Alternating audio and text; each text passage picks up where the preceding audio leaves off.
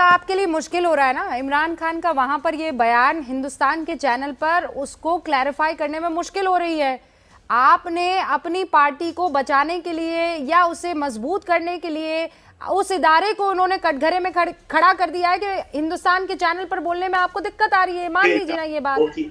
आप लोगों की तो ख्वाहिश होगी ना, इंडिया की तो ख्वाहिश होगी ना, इंडिया की तो ख्वाहिश होगी कि पाक फौज के हवाले से, आईएसआई के हवाले से खूब धमाका, खूब जनाब क्रिटिसिज्म, खूब कंट्रोवर्सी, वो तो आपकी ख्वाहिश होगी। हमारी ख्वाहिश नहीं है। आपके पिछले 6 सालों में हमारी ख्वाहिश नहीं है। ये हमारा एम है सर कि आईएसआई को एक्सपोज करना है।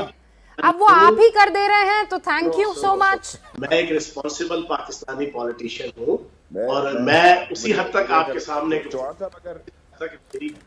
हाँ सर, मुश्किल हो रही है, लेकिन ये बात सुनिए। आप एक बस एक क्लैरिफिकेशन के लिए कह रही हूँ फैयाज भाई, मेरी बात सुनिए। मैं आपको नहीं, एक ही एजेंडा नहीं है आपका। जो एक ही एजेंडा उसे एक्सपोज करना है सर, और वो हम नहीं कर रहे हैं। वो आज की तारीख में मेरे तो डियर मोस्ट हो गए, इसलिए हो गए क्योंकि उन्होंने आईएसआई की पोल खोलने का अब जो है इरादा बना लिया है, और इसीलिए हमें तो वो इस बार थोड़े पसंद आएंगे। So all the best to you Faiyaz साहब। मेरे पास वक्त की कमी है, लेकिन आगे भी आपसे मुलाकात करने की मैं इच्छुक रहूंगी।